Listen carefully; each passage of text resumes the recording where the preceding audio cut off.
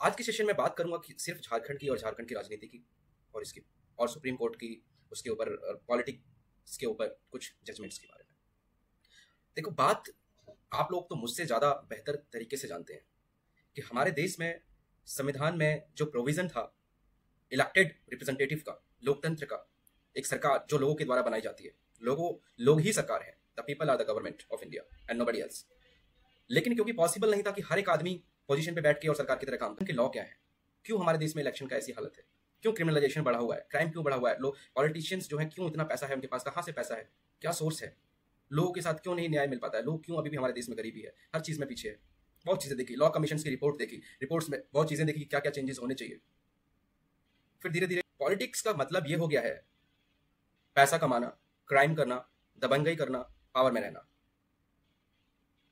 और राज्य को और देश को और सबको लूटना।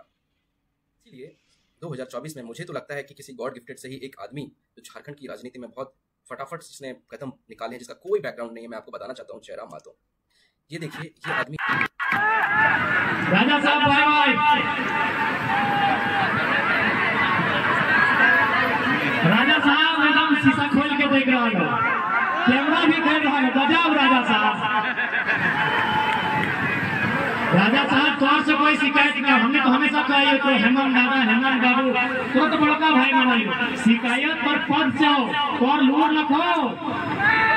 राजा साहब और लूर रखो, कोई बोल भाई लगे तोरा, आज भी बोल भाई माना हो, आज भी तोरा बोल भाई माना हो। राजा साहब तौर से कोई शिकायत न खो, तोरा हमने हमेशा हेमंत भैया, हेमंत दादा, सुदेश दादा, सुदेश बाबू, बाबूलाल सर बोल रही हो। शिकायत तोनिक पदवा से हो, तोनिक लूर न खाओ, तोनिक लूर न खाओ। सिंहासनवा खाली कर, सिंहासन खाली कर, अगर में हिया में से ककरो चढ़ेबै, हिया में से ककरो चढ़ेबै, ना चढ़वा तो कंधवा धक के चपेबो, हिया में से ककरो चपेबै, तैयार है ना? देखा अभी अब बाकायक जरूरत ना है।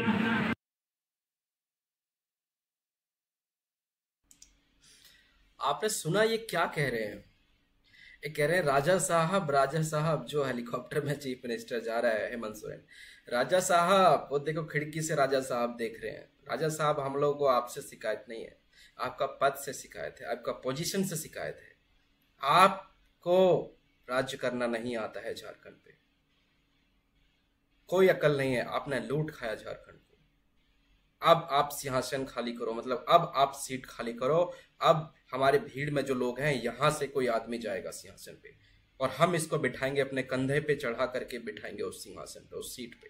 सोचो, ये जोश है और इनका इतना रुतबा है, मतलब जहां चले जाए वहीं पे हजारों की संख्या में भीड़ है।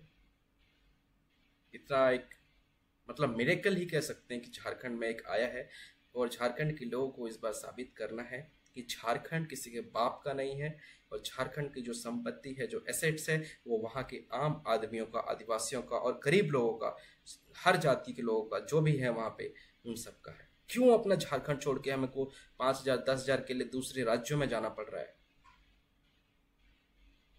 इसीलिए आज और अभी ये शपथ लीजिए, झारखंड आपका है। जैसे आपका बेटा होता है ना, आप गले में लगा लेते हैं, झारखंड भी एक राज्य जो है ये आपका बच्चा है। आप इसको अपने गले में लगाइए, समेटिए और इन दरिंदों और लुटेरों और बदमाशों और क्रिमिनल्स को यहाँ से, झारखंड से बाहर करिए। भले ही साले ये झारखंड के, लेकिन फिर भी यहाँ से बाहर करिए। और मैं बाद में वीडियो लेके आऊँगा, बस यही पर्पस था।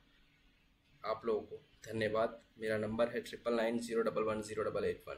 मैं सुप्रीम कोर्ट में अधिवक्ता हूँ और दिल्ली हाई कोर्ट में भी।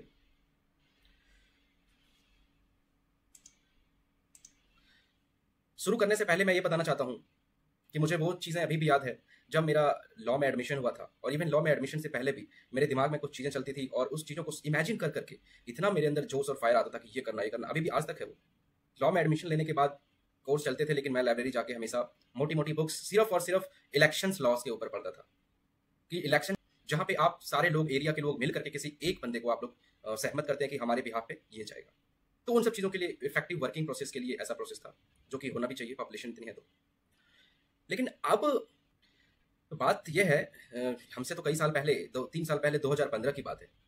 2015 में सुप्रीम कोर्ट के पास एक जो है पिटीशन, जनहित याचिका फाइल हुई थी, जो आप फोटो में देख सकते हैं, ये keep criminals out of politics, न्याय भूमि। तो मुझे लगता है न्याय भूमि एक एनजीओ थी जिसने 2015 में एक याचिका सुप्रीम कोर्ट में, सर्वोच्च न्यायालय में डाली थी कि भारत के अंदर से जो पॉलिटिक्स में, राजनीति में जो क्रिमिनल्स भरे पड़े हैं और जो क्रिमिनल्स एंट्री करते हैं, उसके ऊपर रोक होनी चाहिए। क्योंकि जब तक प्योर बंदा, एजुकेटेड बंदा, समझदार बंदा और बिना किसी गलत इंटेंशन और मोटिव के इलीगल कमाई और इलीगल करप्शंस में लिप्त करने वाला जो इंटेंशन है, उसको हटा करके ऐसे अच्छे लोग आए। सुप्रीम कोर्ट ने इस पीआईएल को सुना था और जजमेंट भी पास किया था। 2018 के आसपास सुप्रीम कोर्ट ने, ये देखिए क्या कहा था, एक स्पेशल एमपी एमएलए कोर्ट हर जिले में भी बनाने का ऑर्डर पास किया था कि जितने भी एमपी एमएलए के ऊपर पिछले जो केसेस चल रहे हैं, इन केसेस को आप नॉर्मल कोर्ट में नहीं करिए, क्योंकि नॉर्मल कोर्ट में बहुत टाइम लग रहा है, ऑलरेडी वहां पे इतने केसेस पेंडिंग हैं। और ये क्यों जरूरी था इन लोगों का केसेस जल्दी सॉल्व करवाने के लिए और इनके लिए स्पेशल कोर्ट के लिए?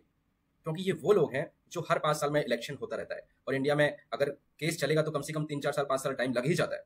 मतलब कि आप सोचिए कि आपके ऊपर केस पेंडिंग है और आप जीते जा रहे हैं और मजे करते जा रहे हैं और लूटते जा रहे हैं। तो ये बहुत जरूरी था कि इन लोगों के केसेस को बहुत जल्दी डिस्पोज ऑफ किया जाए,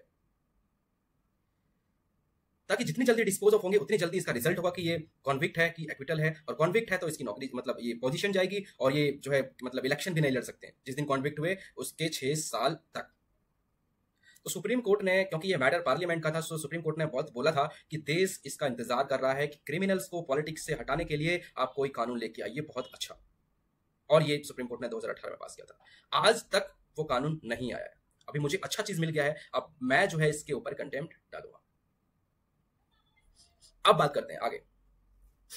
जब बहुत हो गया, जब 2014 में इलेक्शंस हुए, उस समय जो क्रिमिनल्स, मतलब जिनके ऊपर क्रिमिनल केस थे, एमपी एमएलएस और एमएलएस हर स्टेट्स के और एमपी कंट्री का, 2019 में जब इलेक्शंस हुए तो देखा गया कि वही जो क्रिमिनल का रेट है, परसेंटेज है, वो और ज्यादा बढ़ गया, 143% बढ़ गया। उनकी एसेट्स में भी इंक्रीज हो गई, 200% एसेट्स में, उनकी संपत्ति में वृद्धि हो गई। तो बहुत जरूरी समझा सुप्रीम कोर्ट ने कि ऐसे टाइम आएगा जिस दिन देश में इतनी गरीबी आ जाएगी, सिर्फ और सिर्फ पैसा और रुतबा सिर्फ इन पॉलिटिशियंस के पास रहेगा, देश खत्म बर्बाद हो जाएगा। सुप्रीम कोर्ट ने 6 मैंडेटरी डायरेक्शंस जो है पॉलिटिकल पार्टीज को दिए थे।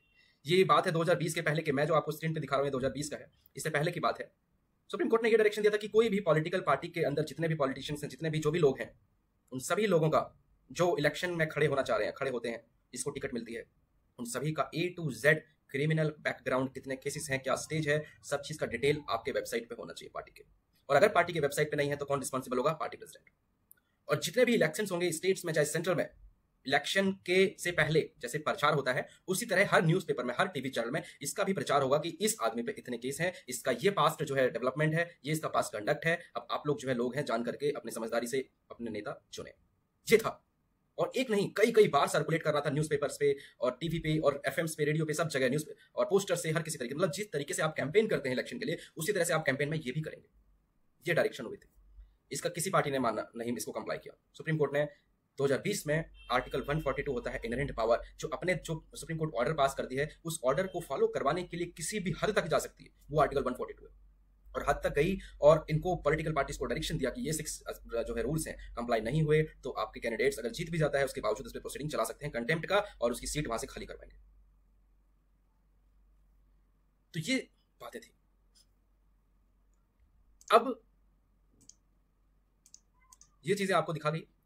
अब मैं आपको दिखाता हूं वो 6 लाइंस। राम बाबू सिंह ठाकुर वर्सेस सुनील अरोड़ा, 13 फरवरी 2020 का केस था। ये कंटेम्प्ट पिटीशन था, क्योंकि पिटीशन 2011 की ये वाली थी, इसमें कंटेम्प्ट डाला था। अब देखिए इसमें क्या क्या चीजें दी गई है। ये देखिए, ये देखिए, each contesting candidate shall fill up the form as provided by the election commission. पूरा डिटेल होना चाहिए फॉर्म में। इट्स इन बोल्ड लेटर, कितने केसेस पेंडिंग है, क्या स्टेटस है वो। अगर किसी पर्टिकुलर पार्टी से लड़ रहा है तो उसको इन्फॉर्म करना है कि उसके अगेंस्ट कितने केसेस हैं। वेबसाइट पे उसको पब्लिश करवाना है, वाइडली सर्कुलेटेड करना है, न्यूज़पेपर्स पे, लोकल चैनल्स पे, पब्लिसिटी, इलेक्ट्रॉनिक मीडियाज पे।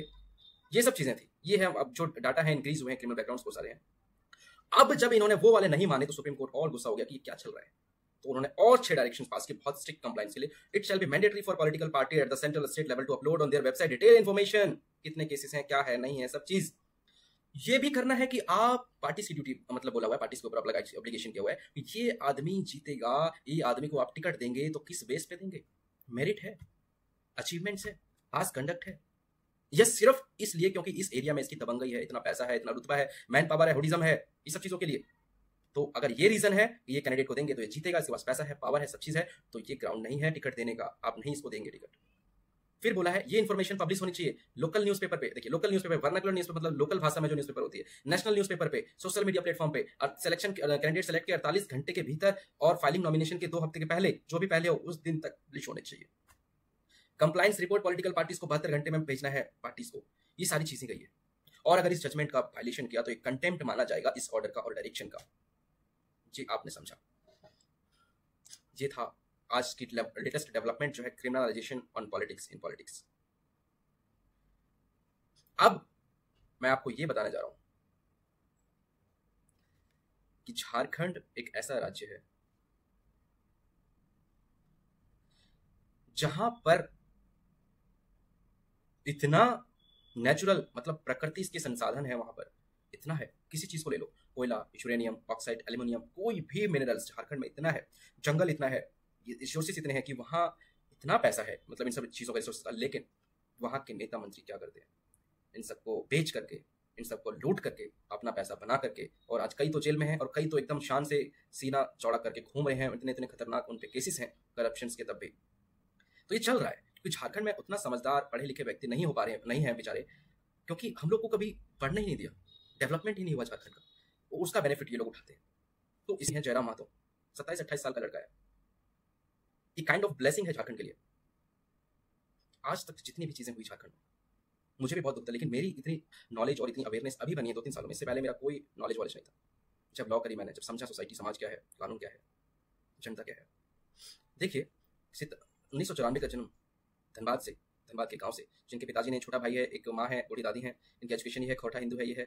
तो ये सब देखिए आप, इसका गांव का घर है, मिट्टी का, कोई बैकग्राउंड नहीं, क्रिमिनल, मतलब कोई क्रिमिनल भी नहीं और कोई पॉलिटिकल बैकग्राउंड भी नहीं। इस आदमी ने इतना बढ़िया आज झारखंड के लिए लोगों को अट्रैक्ट किया हुआ है, बताया हुआ है कि क्या है उनके अधिकार, कैसे आप लोगों को वंचित किया जा रहा है आप ही के अधिकारों से, आप ही के राज्य के रिसोर्सेज जो संसाधन है, वो उसका फायदा आप लोगों को नहीं मिल रहा है, उससे जो रेवेन्यू आना चाहिए आप लोगों की भलाई के लिए, आप लोगों के विकास के लिए, वो सब कहीं और जा रहा है। बहुत ही एकदम अपलाउड पर्सनैलिटी है, आपने देखा। अब मैं बाद में बताऊंगा, इनसे मिल करके इसके बारे में डिस्कस करूंगा कि झारखंड इतना गारंटी है कि इस बार मौका है, जितने सुप्रीम कोर्ट के जजमेंट्स पास हुए हैं, जब सुप्रीम कोर्ट इतनी चिंता कर सकती है आप लोगों के लिए, तो आप लोग क्यों नहीं कर सकते चिंता। इस बार खाइए, कसम खाइए, इस बार आप लोग समझदार व्यक्ति को वोट देंगे। मैं बस एक ये वीडियो बनाने का सिर्फ एक पर्पस था, क्योंकि मैं उसकी अचानक यूट्यूब पे रिकमेंडेशन आई थी वीडियो की, उसको देख के मुझे इतना मतलब इंप्रेस हुआ, इसलिए मतलब मैं इस वीडियो को अभी बनाने के लिए मजबूर हुआ। अभी देख सकते हैं कि जयराम महतो एक चीफ मिनिस्टर झारखंड के, जो जहाँ पे इसकी रैली चल रही थी जयराम की, उसके ऊपर से उड़ रहा था, और कितने कॉन्फिडेंस से इन्होंने मतलब बातें करी, आप सुनिए जरा।